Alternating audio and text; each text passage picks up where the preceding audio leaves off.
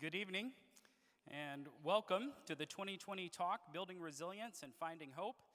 It's an honor for our church to host this talk this evening, and we're very thankful that you're here. My name is Jonas Bundy. I'm one of the pastors here at Bethel Church, and I'm thankful for the opportunity to learn with you and to participate alongside you with this experience that we have planned this evening. Tonight's 2020 talk is being broadcast on Facebook, YouTube, and on our church online platform at bethelfc.com.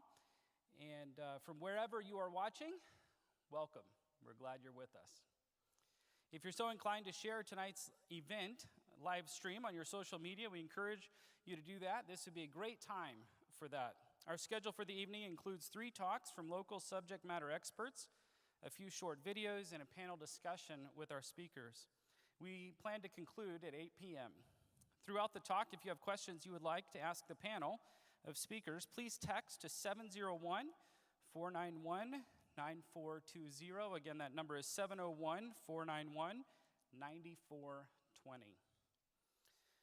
Earlier today, I was asked to share personally to begin tonight's event. So I'd like to share a brief story, and really it's a little bit more like a confession here at the beginning. One of my coping mechanisms for dealing with stress and building resiliency is humor. My close friends and my family will tell you that I'm really not as funny as I think I am, but I think that's okay. For me, 2020 was supposed to be the year of terrible optometry jokes.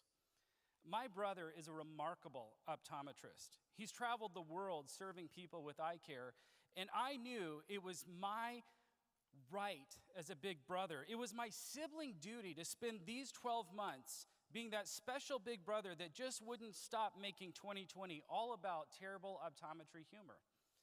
Honestly, this was going to be a great year. I had a number of memes saved up, and when January 1, 2020 appeared, I was ready. Did you know that in 2019 they were forecasting that eye doctors would be going out of business? That's right, because everyone would be seeing 2020. I know, and it really wasn't even that funny then. It's one of those oof-das. Unfortunately, that plan for 2020 being about perfect vision and terrible optometry humor lasted less than 2 months as our world was thrust into a pandemic like we've not experienced for generations. For many of us, most of what we looked forward to for 2020 was dashed on the rocks of a global pandemic caused by a virus that we've all come to know as COVID-19. You can hardly have a conversation that does not at some point mention the virus. Information overload, concern for loved ones at risk, racial tensions, political tensions, face masks, and so many more concerns have combined into a year that we will remember for the rest of our lives. In the midst of all of this, tonight's experience is an opportunity for us to pause, to gather, to learn, and to share a few moments remembering and being reminded that through it all, we can grow in our resiliency and in our hope for the future. Now, I'm still making time each week to peruse the dad jokes, the punny humor, and looking for memes to find some relief. I'm secretly, not so secretly now, hoping that Dr. Wonderlick, Sarah, or Lori will tell me that my hunt for the perfect joke is a justified coping strategy for 2020. Whether they give me that gift or not, tonight's talks are prepared to help us build resilience and find hope in the midst of a year like no other. I invite you to pause and to turn your attention to this video.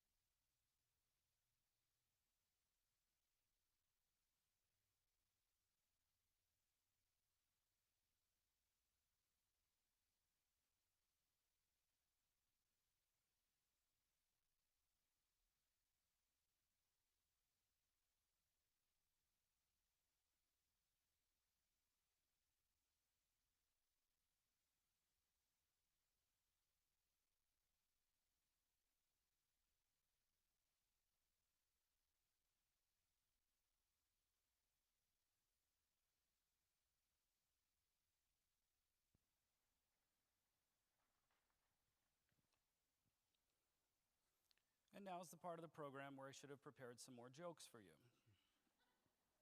It would seem the joke may be a little bit on us. The video isn't working, and so we will continue and invite our first speaker. If we get the video to work, we'll bring that video back for you to watch here in just a little bit. As a reminder, if you have a question for one of our speakers, please text that question to 701-491-9420, because at the end, we'll have a panel discussion with these speakers with your questions. Our first speaker is Dr. Stephen Wunderlich. Dr. Wunderlich is a Moorhead native, a Concordia Cobber, and a current Fargoan.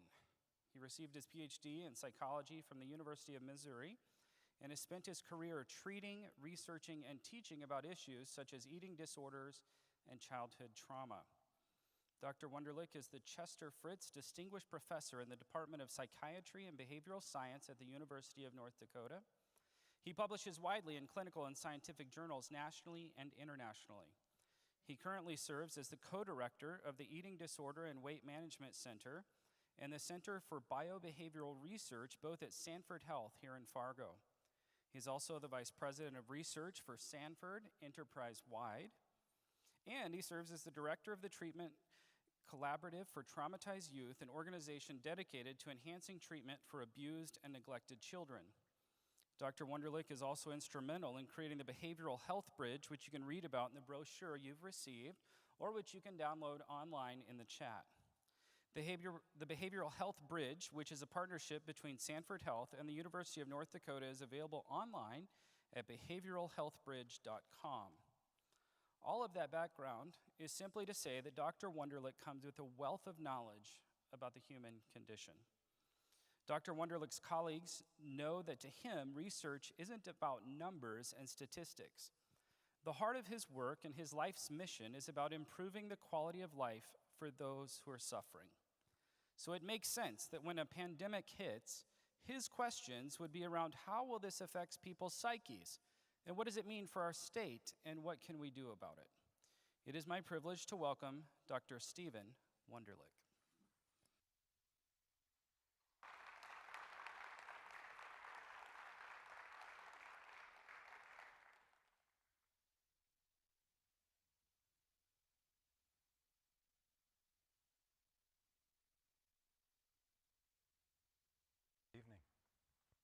Is this on? Okay. It's a pleasure to be here. I'm not sure, is there going to be a video, I think, that was going to be played? Not working? Okay, not a problem. I've gotten really used to technology failure in the last 6 months, so I'm good with that. Maybe more importantly, nobody told me that Jim Christofferson would be in the audience. I feel like I should run sprints right now and do some push-ups, because for 4 years that's what I did for this guy, and he's a very important man in my life. So it's good to have you here, Jim. Can we go to the next slide? I don't have a clicker, so I'll be talking to my colleagues up here. These are my objectives. I'm going to tell you a little bit about the mental health of North Dakota in just a few minutes.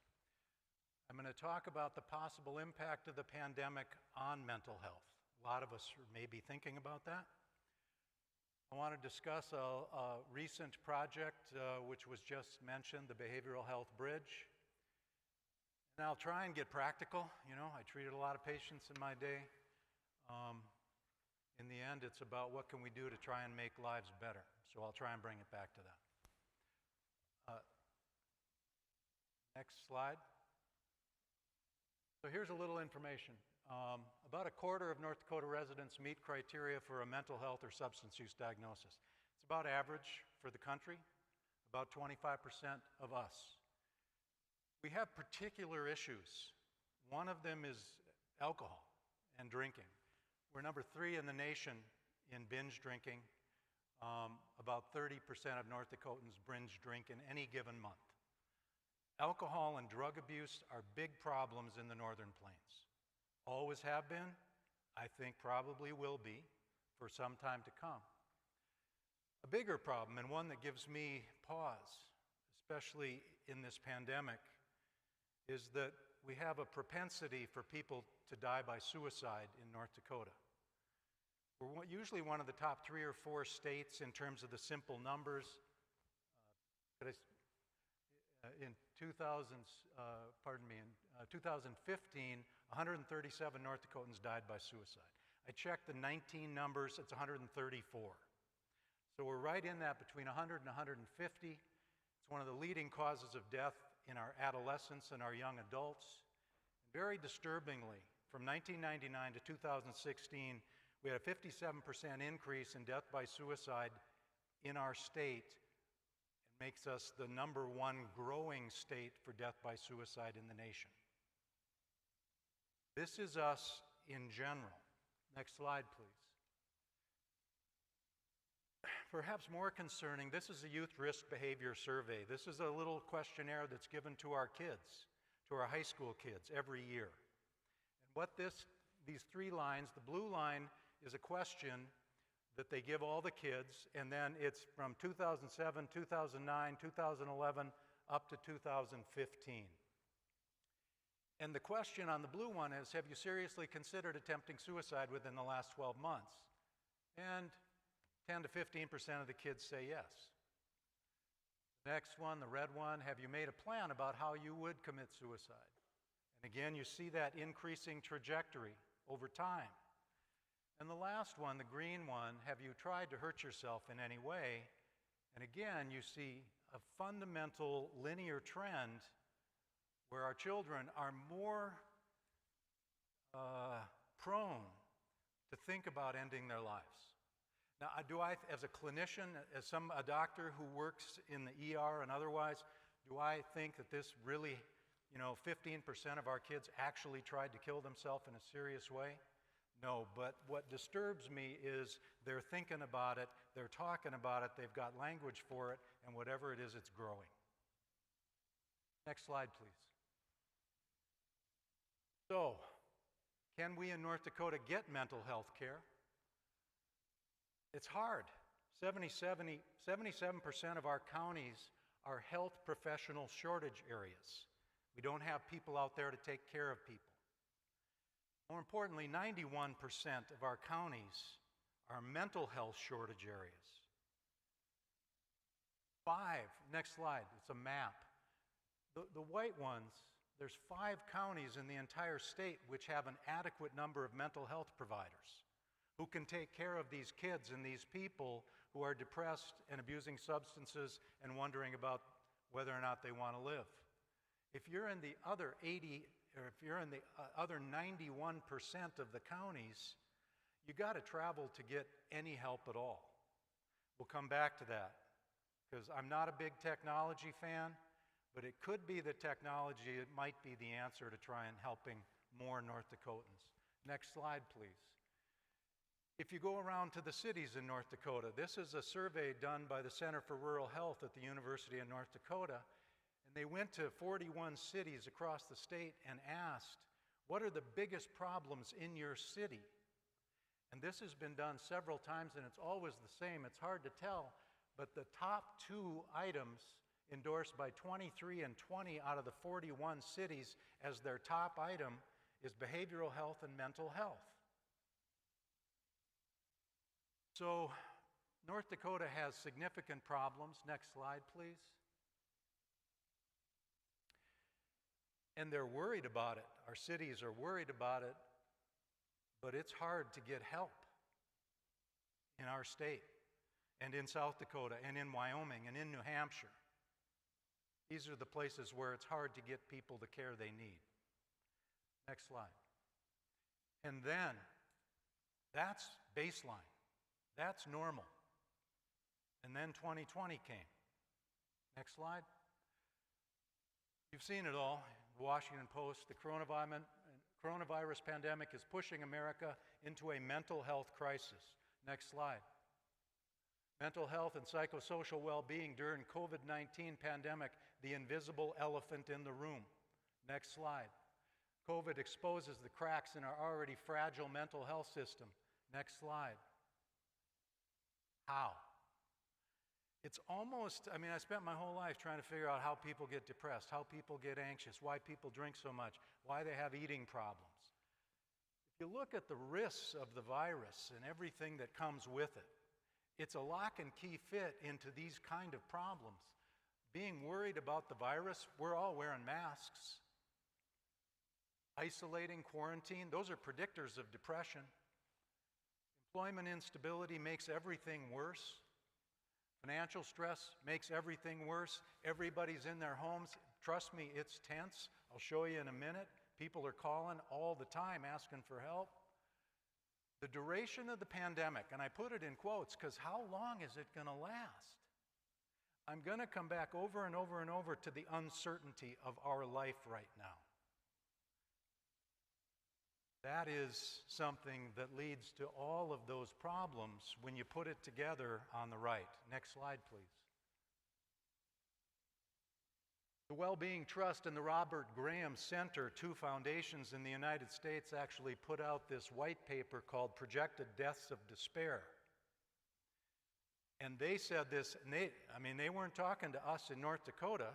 What they said was the pandemic, economic problems, unemployment, and geographic isolation, that is us, lead to increased drug abuse, increased alcohol abuse, and suicide. Those are our problems already. And these guys are saying the more that those things amp up on the left, the more you're going to have on the right. And it's almost a stepwise fashion. As each one of those risks goes up, the outcomes go up. Next slide, please. So how do we assist people struggling, as many of us are? Everybody's calling because no one knows where to go. Calls to the U.S. helplines jump 891%. The White House has warned of a pending mental health crisis. We're not hearing it on the news. We got other stuff that can occupy our time. Nobody's talking about this. It usually comes later. It came after the '97 flood, about 6 to 9 months later. Next slide.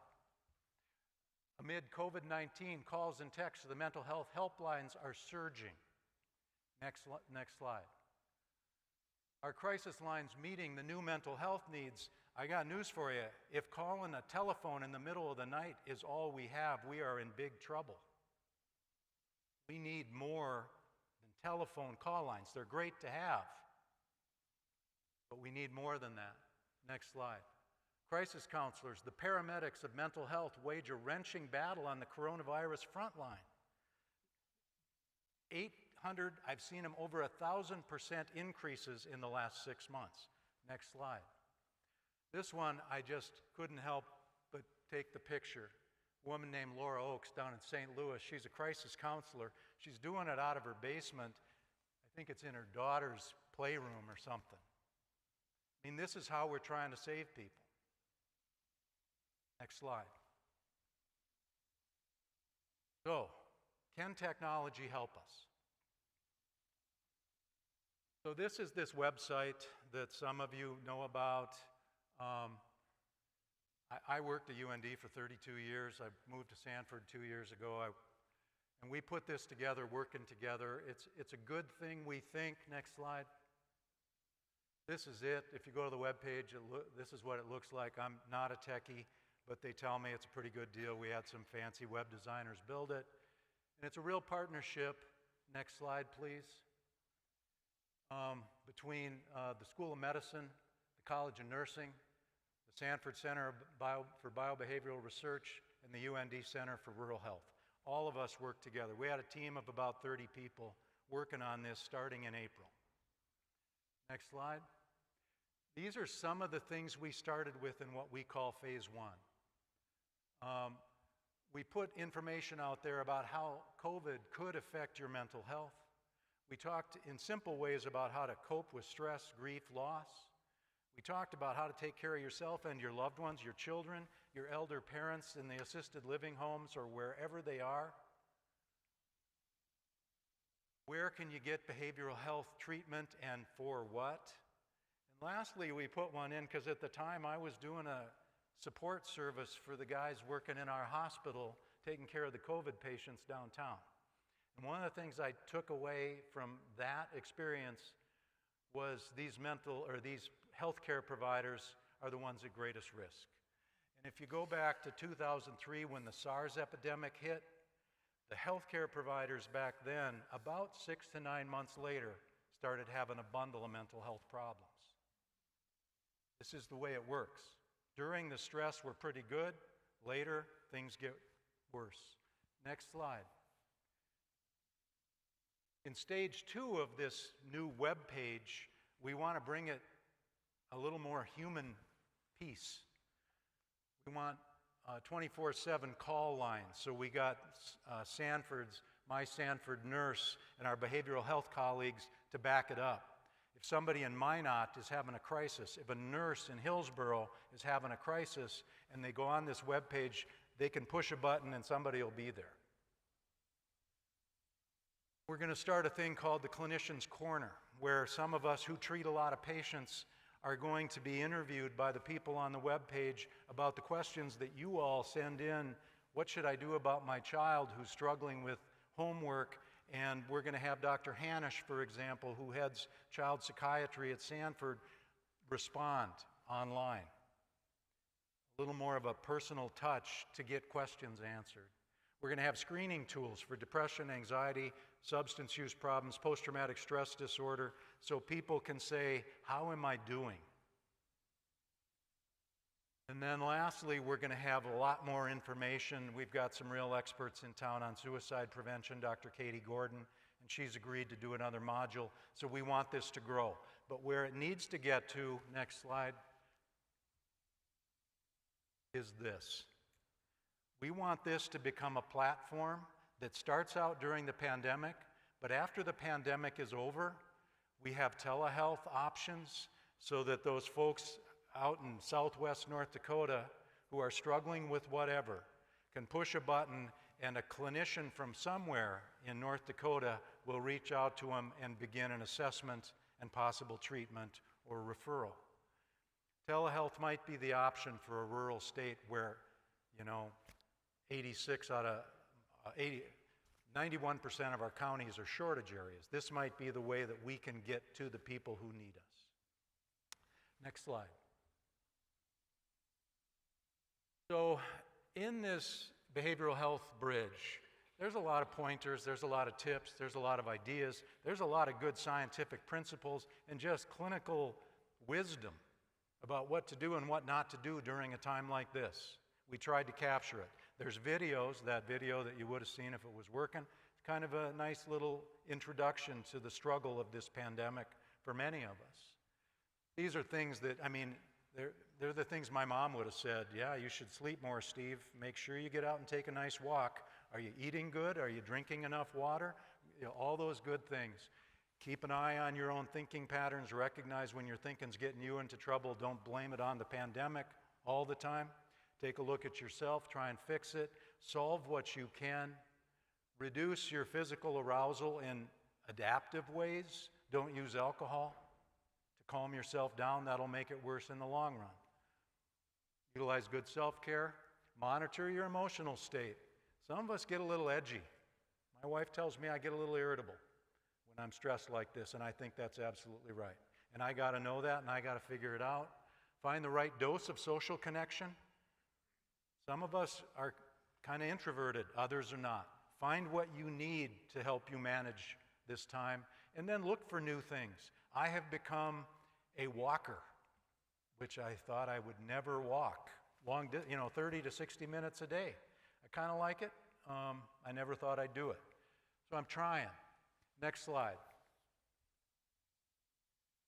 But all those tips, good ideas, I think they're important.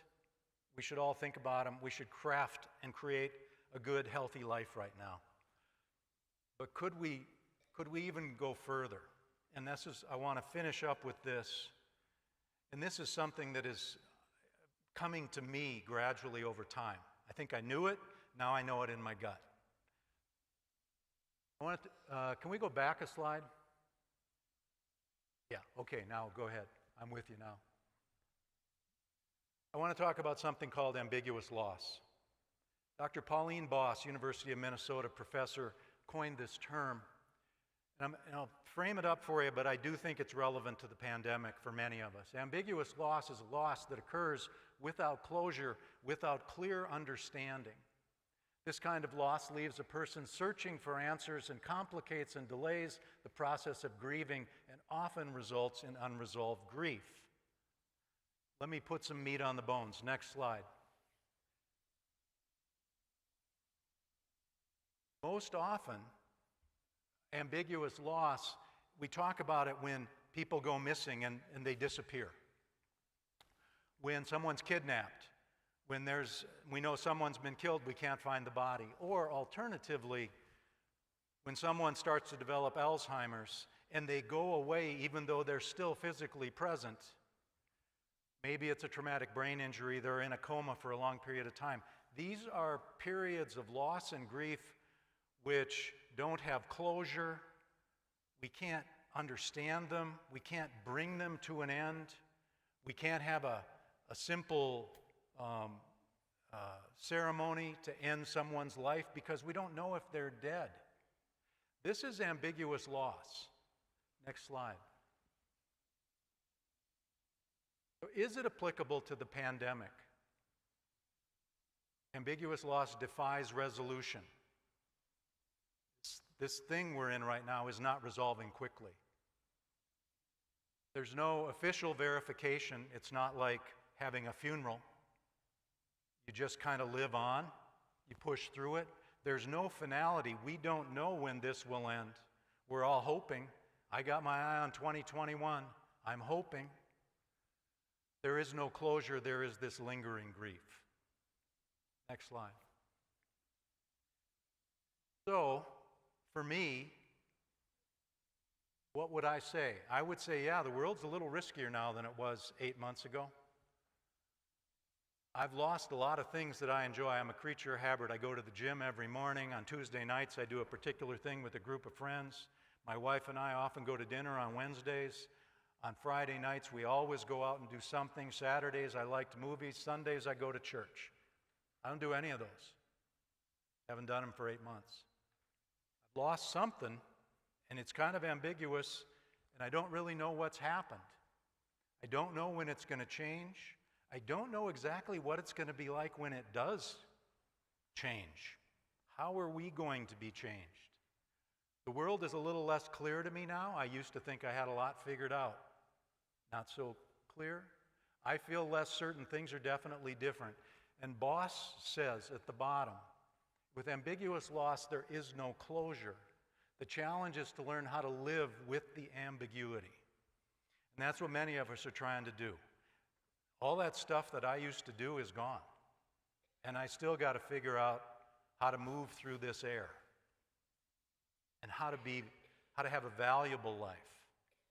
Next slide.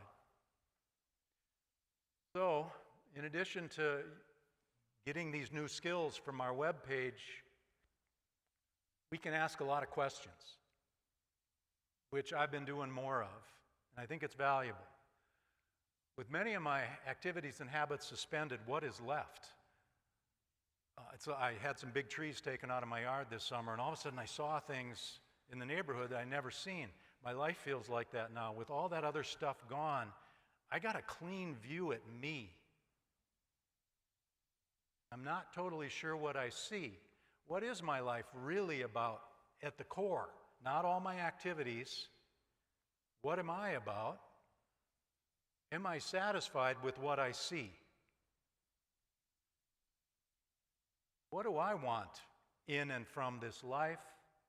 What really matters to me? What is purposeful? What is valuable to me?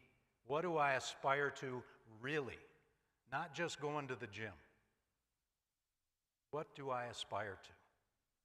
And to me, this is a very important question that this pandemic has allowed me to spend more time wondering about, trying not to get too dark on you and, too serious, but it does open up an opportunity to say, what do I want?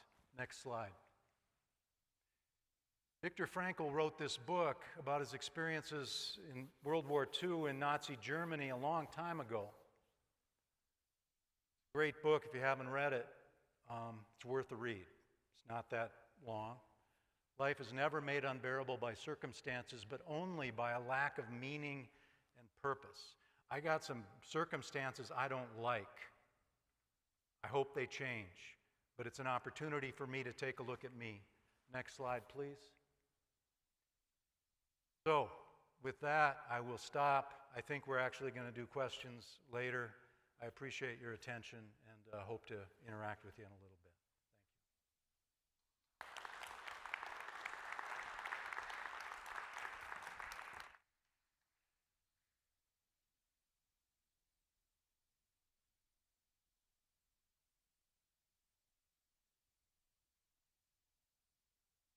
Wow, thanks, Dr. Wunderlich.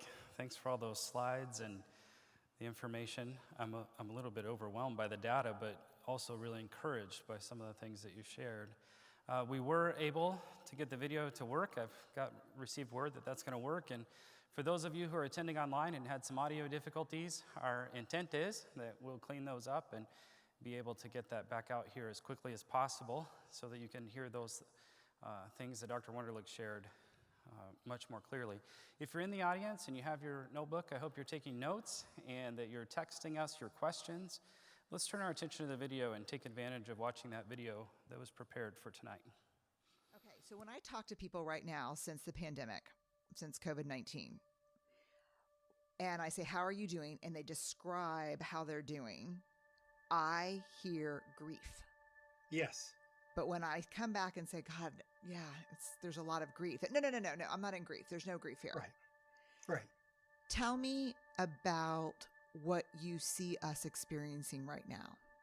We are all dealing with the collective loss of the world we knew. Oh, The God. world we knew is now gone forever. We talk about 9/11. Do you remember what the airports were like before 9/11? Yeah. We're going to talk about, do you remember what the world was like before the pandemic? I don't know how this is going to change, but it will. We're going to find meaning.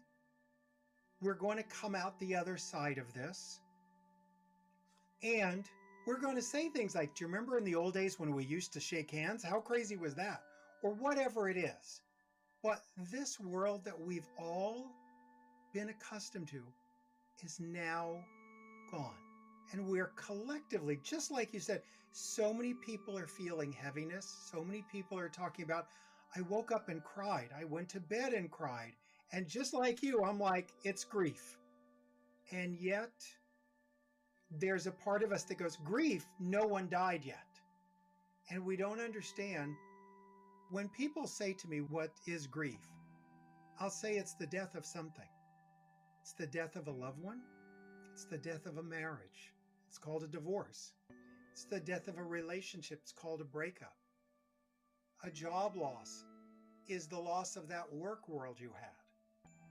This is a collective loss of the world we all lived in before the pandemic. And we, like every other loss, didn't know what we had until it was gone. And so here we are, and just like you, we're all trying to find ways to virtually hold each other's hands. We're in this together. It is not going to be forever.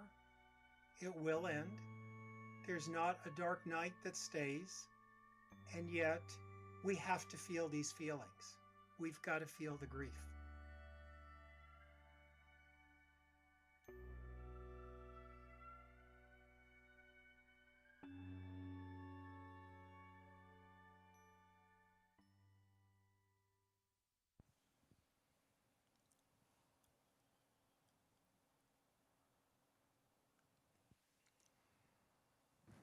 As a reminder, if you have a question you'd like our speaker panel to address at the end of the evening, please text that question to 701-491-9420. Our next speaker is Sarah Howe. Sarah is a mother to 4 children, a speaker, the author of several children's books, and is a nationally certified school psychologist. In education, she has spent her career consulting and collaborating to bring transformative changes for adults, children, and families. She served as the president of the North Dakota Association of School Psychologists In August of 2018, after moving to Minnesota, she became a board member for the Minnesota School Psychologist Association. Sarah is also a dynamic certified advanced trainer in the Nurtured Heart approach. Her experiences vary from preschool through 12th grade with children and teens who are in challenging, intense, and have special needs. She has trained internationally on the Nurtured Heart approach and been key in supporting the translation of this approach to Spanish with her work in Puerto Rico and Mandarin with her work in China. Her advocacy, passion, and experiences have led to being invited to train in businesses, education, faith communities, and coach individuals and families around the United States and internationally to be more intentional in relationships. I also observed that both of our first two speakers have lived on both sides of the Red River, so that's kind of exciting. Sarah, I want to thank you for making time to share with us tonight from your perspective based on your experiences here and around the world.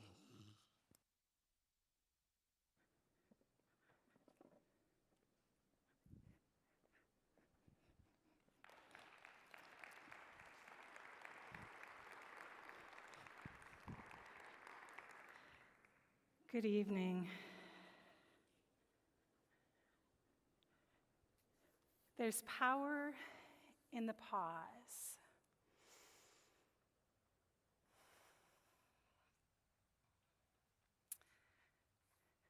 I don't know if we can get the PowerPoint. There you go. Look at that. You're invited. So I wanted to start out saying we all get invitations. Now, they're different in COVID times, aren't they? But we still are getting invitations. Birthday parties, sometimes one-on-one out to coffee, sometimes to go out to dinner. And we also have more subtle invitations that we get. Invitations to gossip. Invitations to be anxious and worried. And tonight, I'd like to extend you an invitation. And my invitation tonight is to pause.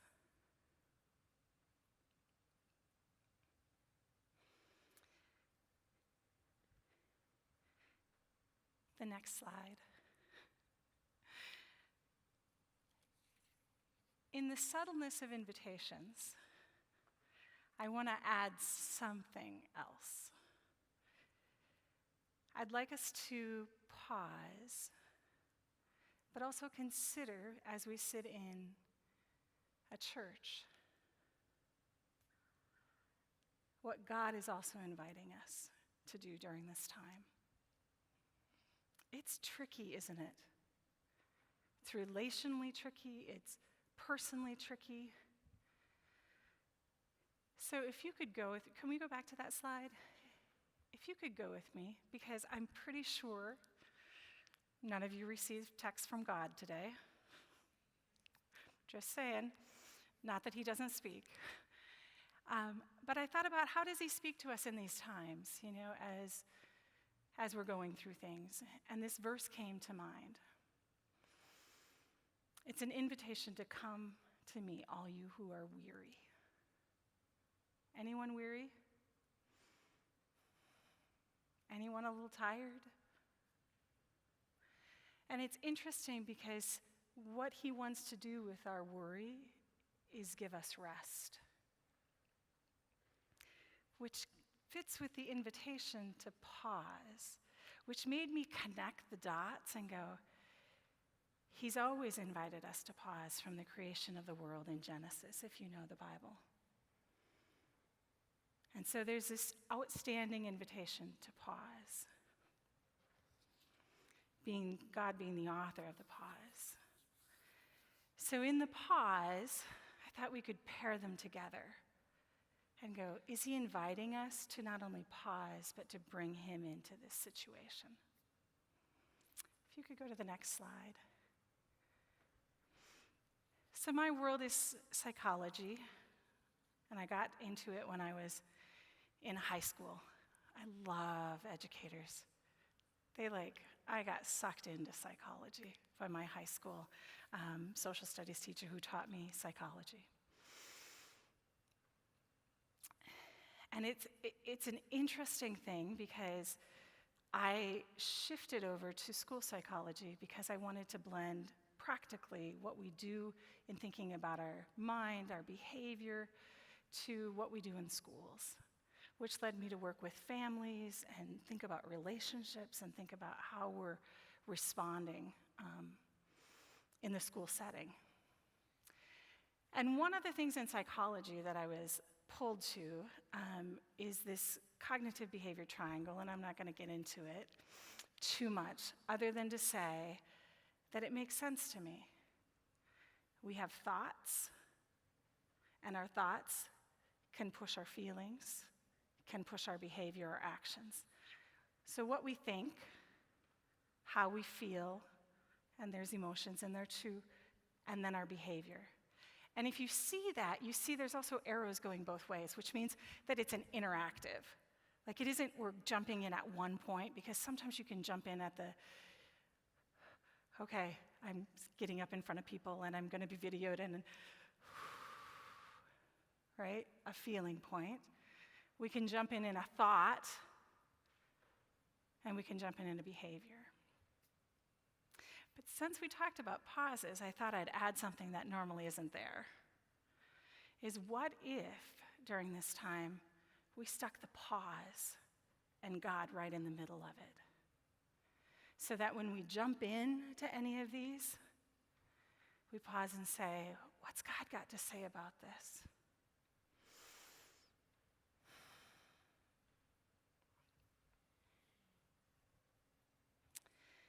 Because what we believe to be true is important right now. If we believe we're all alone, that drives how we feel, drives how we act. If you could put up the next slide. I think Dr. Wunderlich had pointed out some great thinking about our self-care and things that we should consider doing and thinking about in this time. And tonight, as we're thinking about what I just shared with the behaviors, the feelings, and putting God in the middle, I wondered if we could, because I think self-care is good. I think we have to go out, take walks, doing things that we didn't used to do before because we've got time on our hands sometimes.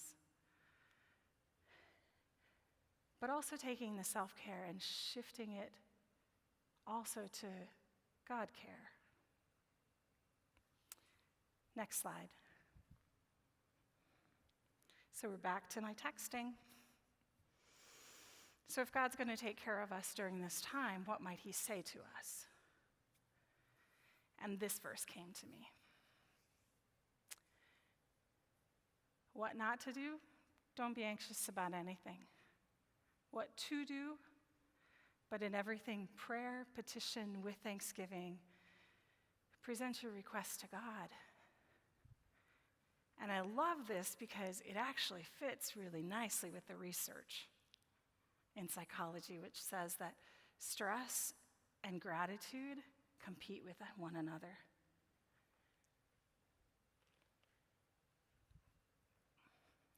Next slide.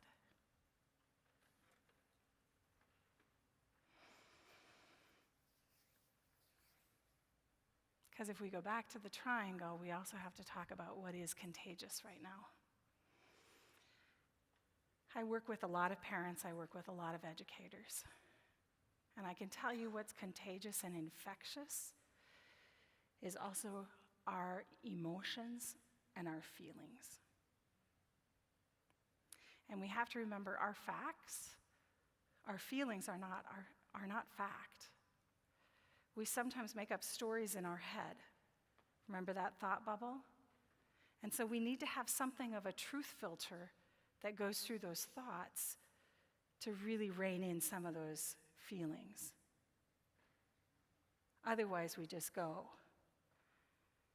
And it's so incredible how we are made I don't know if you've ever thought about this, but God made us to have to be mirror models. So if you've ever gone in, and I'm going to use a joyful experience, if one of you right now started to laugh,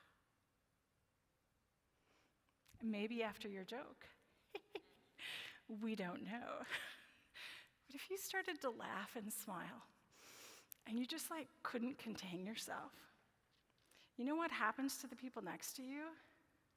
They're like, what is going on? And I've been in church before where this has happened to me. And then you shake because you're supposed to be quiet. And it's infectious. And then you're like, I don't know how to stop this. And it's like joy spreads. You want to be a joy bearer in the midst of all of this? Realize that you're created to be a mirror model. It's in school when I work with children and they become extremely overwhelmed and have big, strong feelings. It's always important for me to remember I can't join them. They need to mirror that calmness. They need to have peace brought into their chaos. And as educators, as parents, that becomes so important for us. Next slide. So I'm not really a sit and get kind of person. So we're going to do a little activity. You are welcome to join me, and you don't have to if you don't want to. But I want to teach you something very practical that we can walk away with, because I invited you to the pause. So a couple weeks ago, I got to go into 3rd and 4th grade classrooms. And I'm so grateful because I know so many people aren't able to go into classrooms because they're in distance learning. And my gratitude of being able to see children, even in masks, like, whew, my heart. And what we talked about is belly breathing. Some of you might know belly breathing. It's the time when you are allowed to let everything grow. Normally, we would not go there. But belly breathing, you want to do deep breathing. So I'm going to teach you a 3-5 breathing. We breathe in through our nose, we breathe out through our mouth. Let me show you.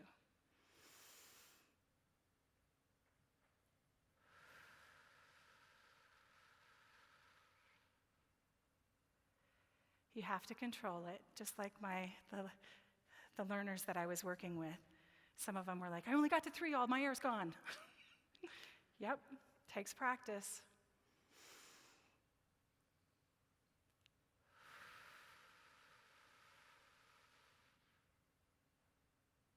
And what you find is breath brings you into a state of relaxation and calm. And it competes with fast heartbeats. Because anxiety, we feel it. We feel it. We feel worry. It's in our bodies. And so having something that we can pause and practically give. Now, after I had done this several times with the class, there was a young boy, and he's like, Mrs. Howe, I'm really getting sleepy. Which is so good, because then we know it's working. The power of the pause. Now remember, we talked about bringing God into all of this. When I was thinking about this, I don't just breathe. Oftentimes, I'm thinking something while I'm breathing. And I thought about, like, what can I share? And then it occurred to me, if you go to the next slide, there's a verse, text from God. Be still and know that I am God.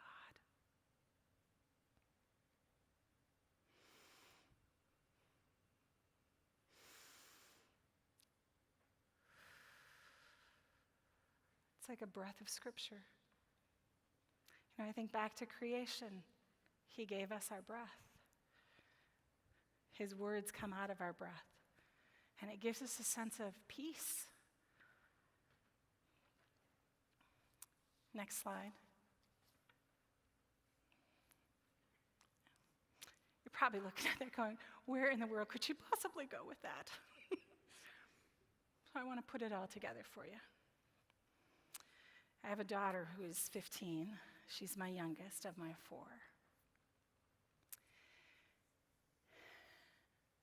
And how sometimes God shows up in our pauses is amazing. Now, I'm getting older, so I sometimes wake up in the middle of the night. That's just my transparency. And one night I woke up and our bedroom is on the top floor. And to my horror, this is what I found. Now, I looked around and I thought, you've got to be kidding me. I'm going to have to trek in the middle of the night all the way downstairs. And I was inconvenienced. But I got out, started walking down the hall when I heard noises. And I went, what is going on? Because it was like, is somebody in my house? And as I got closer to the top of the stairs, I realized it was more than noises. It was like the thing that you go, what is going on? And there was blood-curdling screams coming from somewhere in my house. And all I could do was go, what? Where? And I remember running down, screaming at the same time, like, where are you? And running down and listening for the screaming to figure out what was going on. And I got to the bottom of the stairs, and then I went down all the way to the basement and found that it was coming out of a bathroom down in our basement. And I merely opened the door, and my daughter fell into me screaming. She had been up, it was 1, and I don't think she was sleeping, but she did tell me she laid her phone on the desk and walked into the bathroom. And what she didn't know is that the lock had broken.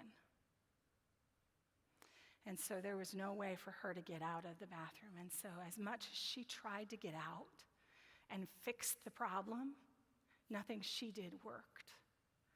And she said she beat on the door until her hands were red, and she screamed till her throat hurt. And then she fell on the bottom of the floor and went, what am I going to do? And it's interesting, being locked in the bathroom isn't such a hard thing, is it? Except when you're forced to, when you don't have a choice and you can't move out of it.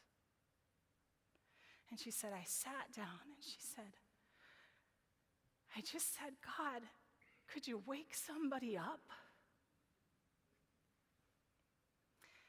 And she said, and then I heard your feet and your footsteps. See, God is in the pause. We think that we've got to get this all figured out. I'm going to invite you. You can't figure out some things that are going on right now. They're pretty uncertain. But I can tell you that He's still answering prayers. And He's still hearing us. And just like my daughter couldn't rescue herself, He can rescue us. He's such a relational God. Next slide. So my invitation as we leave, for those that are sitting on your couch, would you consider inviting God into your pause? Thank you.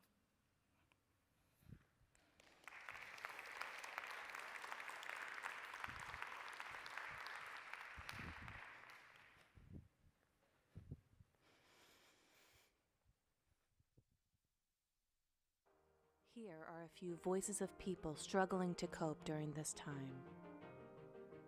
Some days I'm okay. I'm doing my best to adjust.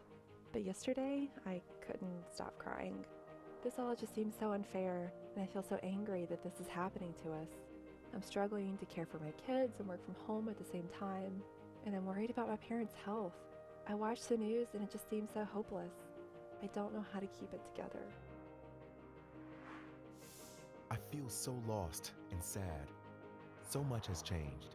I used to have dinner every week with my family, but now I can't be in the same room with them. I really miss them. I'm missing out on my prom and my graduation. I've literally been looking forward to these things my whole life, and I'm heartbroken. With everything going on now, I just can't stop my thoughts. And physically, my chest hurts, and I can't breathe. I get nauseous thinking about what could happen to my family and my friends. Before this happened, I used to worry all the time about getting sick. Now that worry has turned into absolute terror. My heart races every time I have to go to the store. What if I bring germs home with me? I can't stop washing my hands. No matter how exhausted I am, my sleep is still terrible. I just keep picturing all the things that could possibly happen. Will I ever get a good night's sleep again? I've been through so much already. I don't know how I'm gonna deal with this too.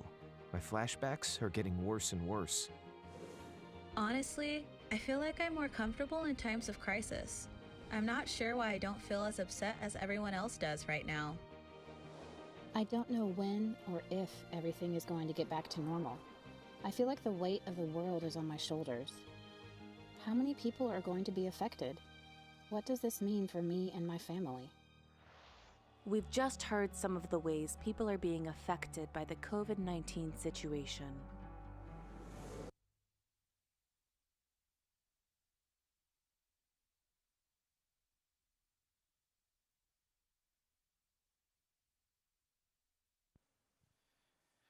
I want to thank you for those of you who've been texting in questions.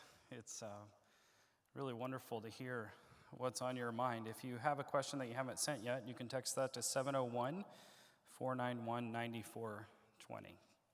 Our next speaker is Lori Beath. Lori is a licensed professional counselor, and she serves as the director of counseling as well as the director of women's ministry here at Bethel Church.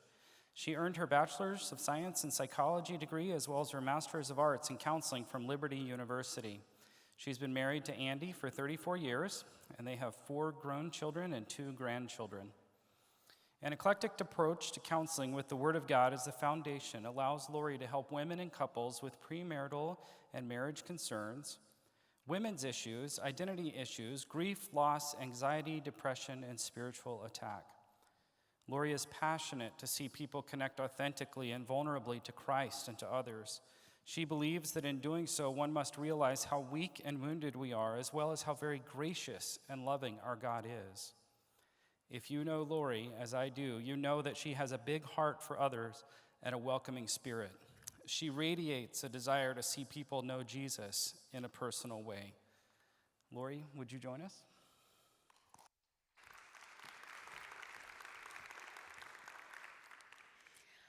I love you. I love you. Nothing like a speaker or a counselor to make it a little awkward to start off, right? Yeah, well, I'm a little awkward. I kind of have that covered.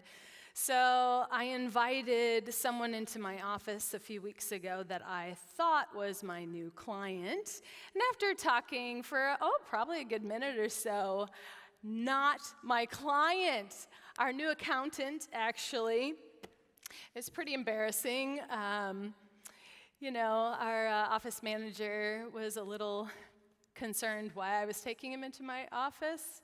I was too. Sometimes life is just not awkward or embarrassing, but broken. And I had a season in my life like that, so wounded. And out of that season, I had to dig really, really deep to find out who I was. And some of this material I'm going to cover today is from that. So, do you feel broken? Are there pieces of you scattered and in shambles? Okay, so maybe you're not like that bad. So maybe just a little shaken or uncertain. And where do you turn? Where do you go? So it helps for us to understand the big picture. And so I want us to look at this diagram. The big circle is our body. Our body is, what we experience physically. And good, bad, ugly, right? We have needs in our body. We have need for water, we have need for food, we have need for air. There's lots of things that our bodies need.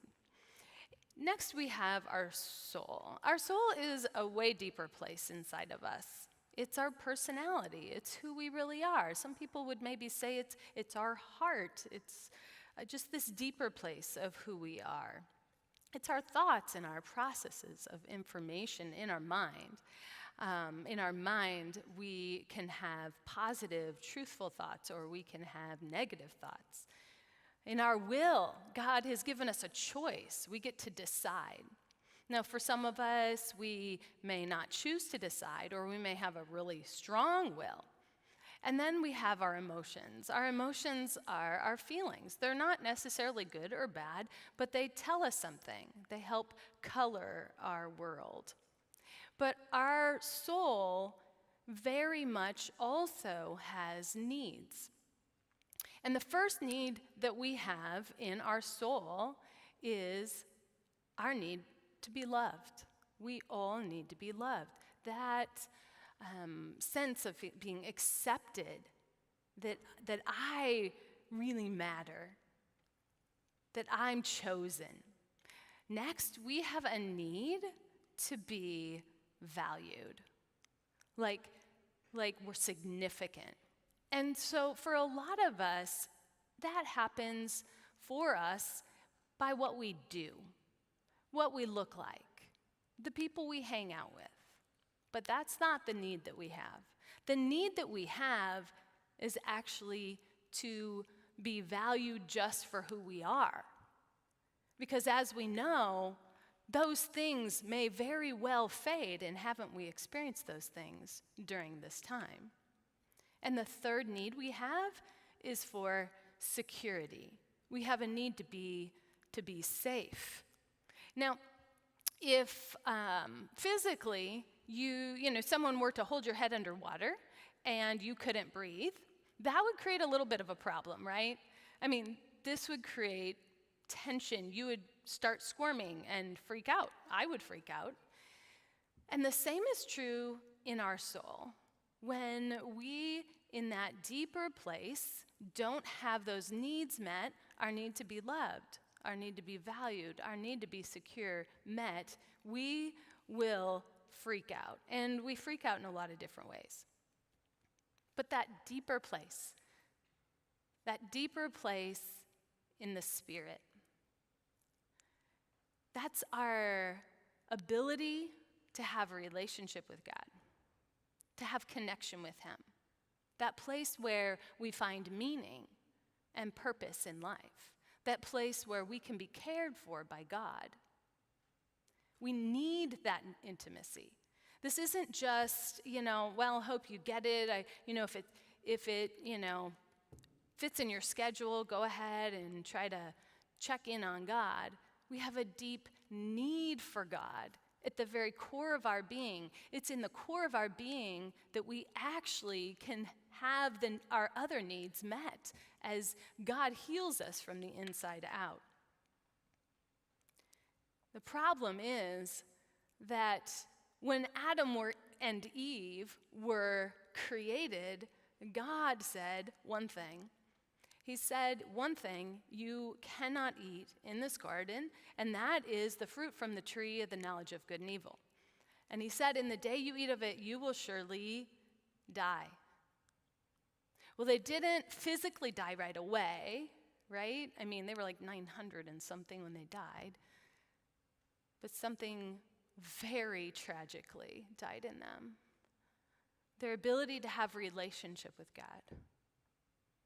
Completely gone. In the place of that connection with God, that deep intimacy with God who is spirit, they received the nature of sin in them. And wow, guess what? When we're born, guess what we get? Guess what's handed down to us? The very nature of sin. And some people may say there's a God-shaped hole that we have in us. When we are born, when we go throughout our life, there's a God-shaped hole that we're longing for, and I would agree with that. So, what happens when those needs aren't met? We already talked about, we kind of freak out if we don't get food for, a year.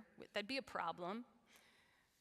But what's going to happen in us? I want us to pause. I'm going to use her word. It was in my notes. I want us to pause for just a moment. I want you to think, first of all, about your body. What are you feeling in your body right now? Are you tense? Do you notice that? Do you pause to notice how your body is doing? Some of us are pretty good at that. Others of us not so much. We get really, bad headaches before we kind of notice. How about we've already gotten some great recommendations from other speakers, but pausing to do that deep breathing, pausing to do some muscle relaxation. Notice your body, but deeper in our soul. How about in our mind? How about those thoughts? Taking those thoughts captive. Are those thoughts negative? Are they true? How about replacing those negative thoughts with the truth that can set you free? How about in your will? How about instead of saying, you know what? I don't get any choice in this matter. They're telling me what I have to do. But wait a minute. What if we choose to take our attitude, choose to use our mindset, choose to move forward in a positive way? How about in our emotions? Are we depressed? Are we anxious? Notice that. Notice if that's happening. We're never going to get help for our bodies until we really pause and we're willing to really look at it. And then in the spirit. This is so important for us to consider. Do I have my spirit awakened to God? Do I have Jesus? Now, I want to tell you that I want to read from Isaiah 53. It says, "He had no beauty or majesty to attract us to him, nothing in his appearance that we should desire him. He was despised and rejected by mankind, a man of suffering and familiar with pain. Like one from whom people hide their faces, he was despised, and we held him in low esteem. Surely he took up our pain and bore our suffering. Yet we considered him punished by God, stricken by him and afflicted. But he was pierced for our transgressions. He was crushed for our iniquities. The punishment that brought us peace was on him, and by his wounds we are healed. We all like sheep have gone astray. Each of us has turned to our own way, and the Lord has laid on him the iniquity of us all." God sent his only son, Jesus, to go through all of that for us. That is love. I'd like you to hear from our friend, Pastor Stephen. What is the gospel? The gospel is the good news that we can have a relationship with God through Jesus Christ that starts now and lasts forever. Romans 1:20. "Since the creation of the world, God's invisible qualities have been clearly seen, being understood from what has been made, so that we are without excuse." Like an invention or a painting, the creation tells us about the Creator. We see God's beauty in every sunrise. We hear his power in every thunderstorm. Still, it's not enough to know God exists. We were created to know God personally. Sadly, many of us don't. Why is that? Romans 3:23. All have sinned and fall short of the glory of God. Sin is anything less than God's best. Raise your hand if you've ever told a lie. If you didn't, you might be lying. Just like sin creates distance in our relationship with other people, sin also creates distance in our relationship with God. We've grown distant from our Creator. But Romans 5:8, God demonstrates his love for us in this: while we were still sinners, Christ died for us. This is the good news. While we were distant from God, slaves to sin, God came down to us. Jesus, fully God, fully human, lived the sinless life we never could. He died for our sins on the cross, and he rose again, defeating sin and death. Jesus' final words on the cross say it all: it is finished. Romans 6:23, the wages of sin were death, but the gift of God is eternal life in Christ Jesus our Lord. You can't earn a gift. It's given freely. All you have to do is accept this gift of relationship that Jesus bought for you when he died for you on the cross. And here's how. Romans 10:9, if you declare with your mouth Jesus is Lord and believe in your heart that God raised him from the dead, you will be saved. All you have to do is call on Jesus. The gospel is the good news that we can have a relationship with God through Jesus Christ that starts now and lasts forever. The question is, will you say yes? I hope that you will say yes to Jesus. God loves you so much, and he loves me in spite of my mess. He loves me. I hope I get this right.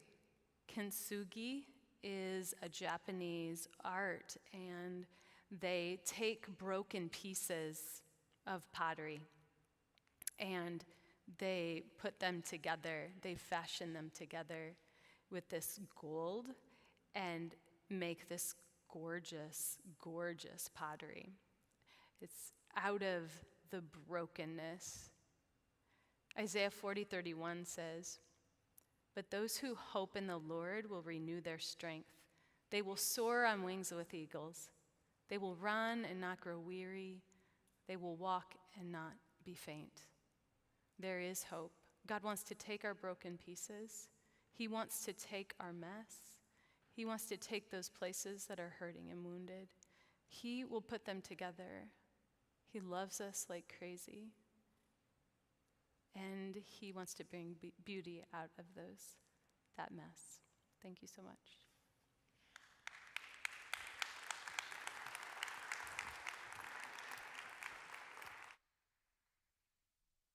Lori, please don't go too far. It's time now for our speaker panel. And so Dr. Wunderlich and Sarah and Lori, I would love to invite you up here to the stage. We're going to respond to some of the questions. And if you still have those questions coming in, I'll have my phone with me and I can do my best to respond. Thank you to everybody who sent questions. Wow, there's a lot of them. And I'm excited to see how our panel responds here. So I'm going to be here and wait patiently for these guys to get here. I don't know about you, but I am tired of COVID. You know, our transitions tonight feel a little more wooden. We're trying to measure wearing a mask and when we can and can't. And so I'm hopeful that this feels a little more intimate as these guys join us.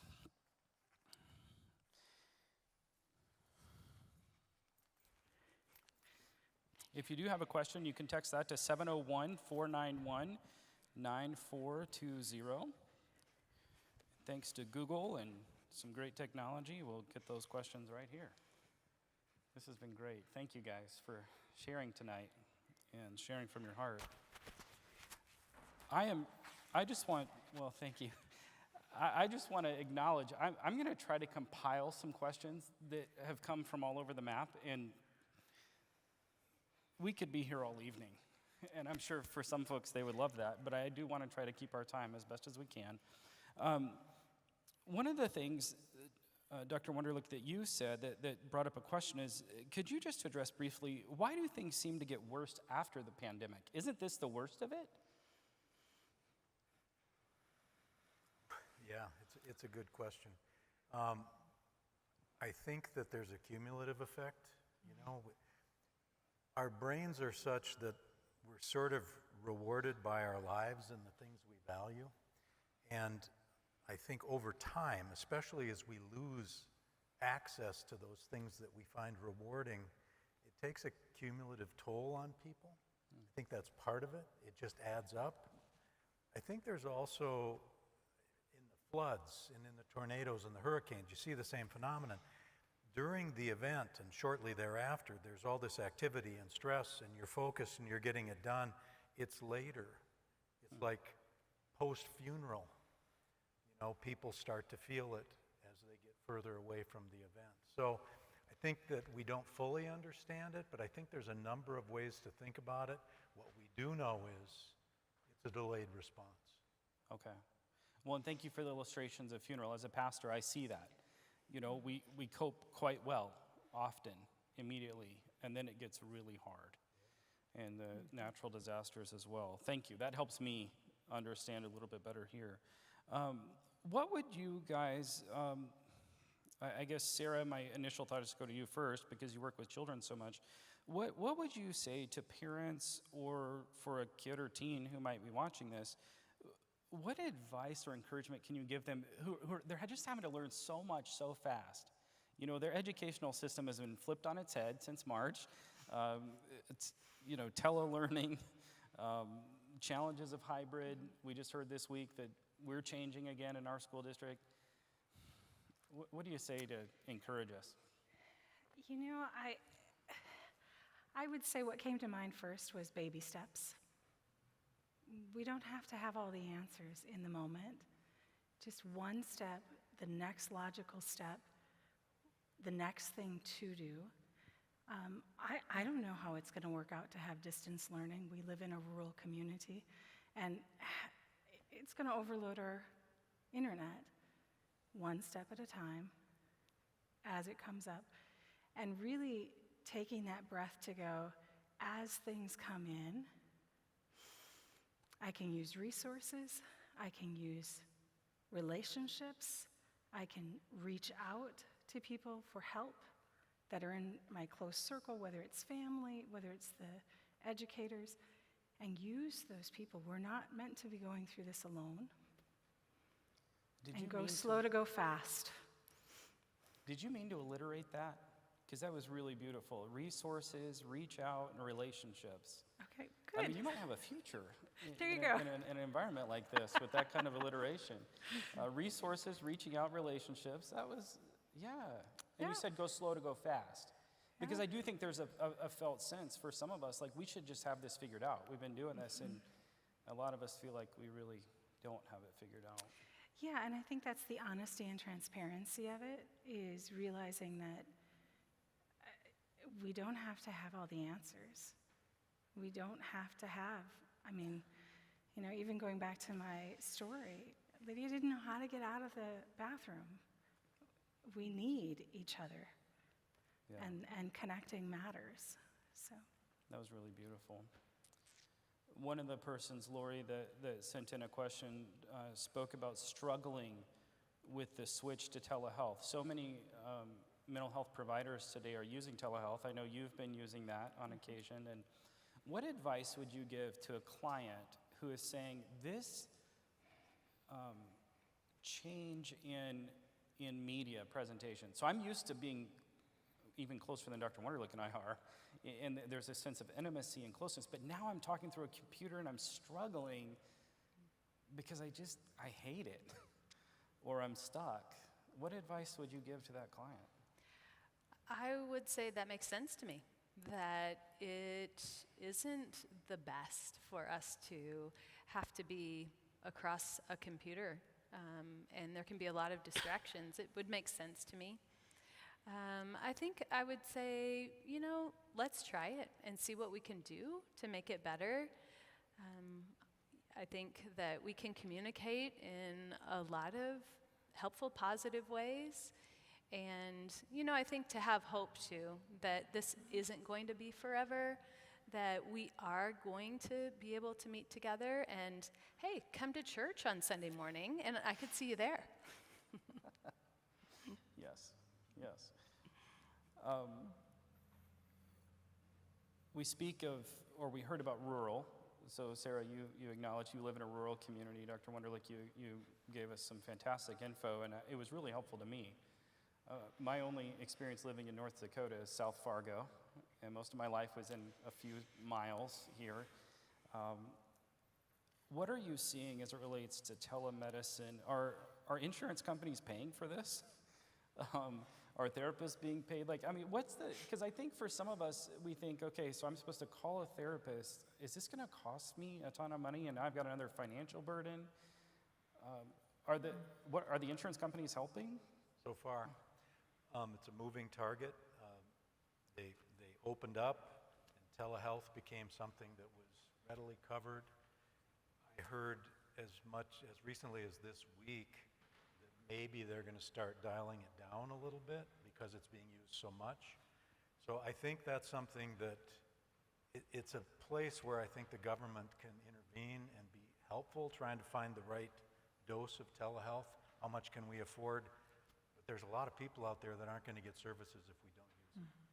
It's that simple. So for the person who's saying, I don't know if I can afford this, I'm not sure what do you say to those folks? I mean, Someone says, I have a serious medical or mental health problem. I can't afford to use telehealth because it's not covered. I can't drive 5 hours and leave my job. I absolutely feel their bind, their struggle.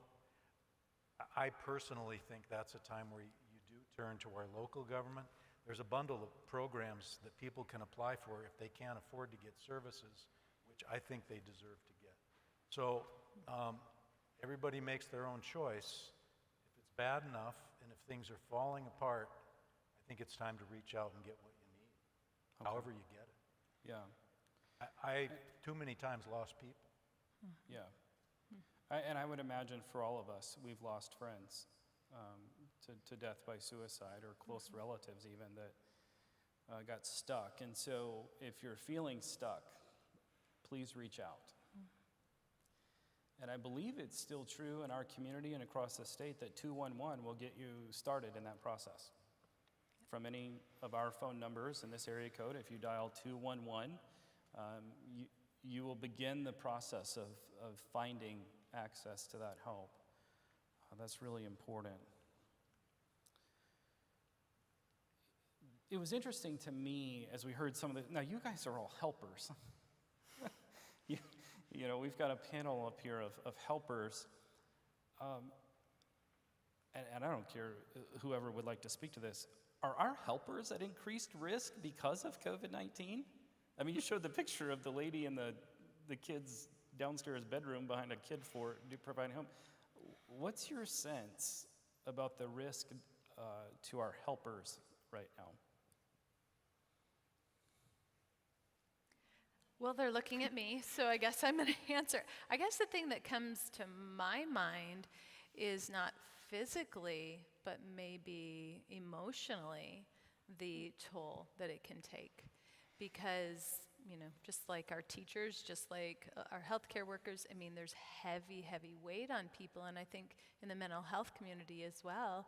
And, you know, at work, you maybe have a heavy weight, and then you go home and you have the same struggles. So I think that's what I think. As mental health professionals, we have to do what we tell other people to do. And yeah, I think we have to be cautious. Would you care to add, Sarah? Or? I just go back to, you know, the load is big. And for me, I go back to God and go, but He's bigger. And so on a spiritual level, but also then the same thing I'm going to repeat, the resources, the relationships is We can't be doing this alone. We have to think about, okay, how are we connected? And I know that there are times, because I'm doing some in telepractice too, that I feel very alone and the needs are very great. And so I have to be mindful of connecting with others. I have to be mindful of getting out and doing things with others so that I can take care of myself too, in addition to the spiritual side of things. Sure. Go ahead. If I could add just a comment. I think a lot of times in healthcare, when we get really busy, we feel bulletproof. We're not. We're made of the same stuff that everybody else is. And we're as vulnerable, if not more vulnerable, to some of the things we're trying to help them with. And I think losing track of that and thinking that we're separate from the people, we are the people. And if I need help, I know who to go to get my mental health fixed. And I'm not going to hesitate. So I think all the mental health providers, all the healthcare providers should realize, yeah, we're in a risky environment right now. And pay attention, get the help we need to. So there is an increased risk. There's an increased heightened awareness of this. A couple of things that come to mind for me was one of our pastors at some point says, I'm not the chief shepherd. There's only one of those. But I've been called to be the under shepherd or the shepherd of this group. And together we'll look to the one shepherd. And I felt that really helpful, and personally found myself in crisis at times. And it's very humbling to go to someone and say, I'm supposed to be helping people, and I need help. Could you give us, I know there's sometimes these concerns about confidentiality, and I remember seeing a counselor and them saying, I can't say hi to you if I see you at the fair because of my HIPAA laws and this kind of thing. And there's just this sense of we got to be really careful. But what's something that for somebody listening in here who says, hey, I want to be a help to the helper, what's something we could do practically to say, I see you and thank you for what you're doing? What would you like to hear? What would you like to experience? A trip to Hawaii would be fine. I mean, I don't... Okay. Wow, go for the... I think really, like Dr. Wunderlich said, we are just people. We are prone to the same concerns and issues. And so when we have someone that comes alongside and says, hey, how are you? How are you doing? Can I pray for you? Is there something I can pray for you about? And we can't necessarily give specifics, but we can on our own lives. We can share, I feel heavy today, I'm whatever. And I think part of being a good counselor is then also being vulnerable with those people around us that we do have in our lives. And I think too, as we are able to then be in a better place, physically, emotionally, spiritually, then we can actually be more present with people, really, truly connect with them and help in a way that's really life-giving. Yeah. Sarah, I'd love to hear your answer. What would you like to hear? Hear from people that care for you. What matters what has mattered the most in these recent weeks, because it's been a tough week this week. When people reach out to me and they initiate the phone call, I think as helpers, we constantly give. And so people sometimes make the assumption all's well. And so when there's that phone call, that text, those are precious to me because I entered somebody else's mind and they decided to take an action and let me know that I entered their mind. And whether it's saying, just thinking about you, you were on my mind, saying a prayer for you, those matter to me because it reminds me how connected I am to others. Thank you. I can see that's very meaningful to you. Yeah. Absolutely. Dr. Wunderlich, what would you add? I know what I want. I know what I don't like. We'll start there. when I am running around at high speed, every once in a while, somebody will kind of grab me in the middle of it and say, "How you holding up?" And of course, I do what we do up here. I say, "Good." And if I gave them an honest answer, we'd have to sit down for a while, and they wouldn't like how I look. Right. So, I mean, it's a respectful thing. I think for me, it's just about understanding that, somebody says to me, "Hey, I hope you're doing all right." Thanks, I appreciate it. It's when they ask me that question, "How you doing?" Which we always say. I say it all the time. "How you doing, Ross?" And then I think, oh, wait a minute, that's a big question. And during these times, I think it's just everybody tries to keep an eye on each other. Sometimes we have a buddy system. Yeah. Where if we're doing a lot, we got a buddy, and the buddy is told by me, ask me how I'm doing. And if I can't answer, I'll come back and answer later. So it's tricky. I want to share. I just got to be safe. And when we're busy, we're not safe. Thank you. I can absolutely relate to that on both sides of the fence. Of being in that space of, I just need to get my work done, and I'd love to be able to tell you, but also being in that space where if the time was right, I'd love to share more. Mm-hmm. And thank you. I really appreciate you guys being honest about this stuff, and I got a text from a trusted friend here that reminds me, if anyone does find themselves in a place right now where you need help and you're most comfortable in the text message world, you can text 741-741, and a real person will write you back. And they'll engage with you and help you find those resources that maybe you're looking for. I'm getting the signal here that our time is up. This feels way too short, you guys. Thank you so much for sharing tonight, and thank you for just being yourselves here. I really appreciate that. I've prepared a few notes here to make sure I don't forget anything. Thank you to all of you who are here in person and those who are joining us online. We really appreciate you joining us for this 2020 talk.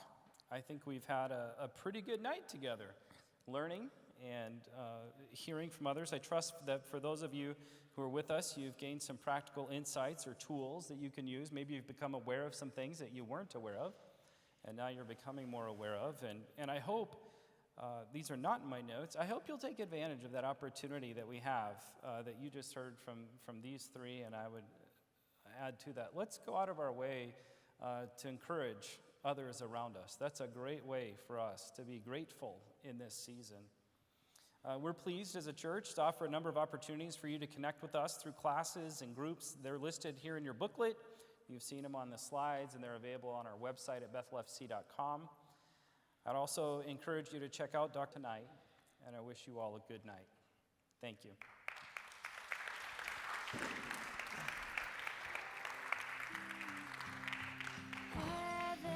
Thank you so much. Thank you. You both brought so much. My heart is breaking. I never leave your hands. When you walked upon the earth, you healed the broken, lost, and hurt.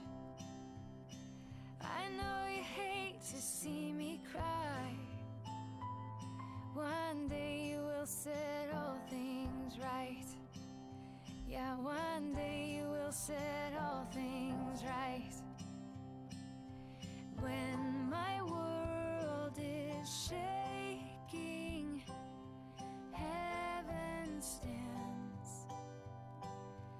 When my heart is breaking, I never leave your hands.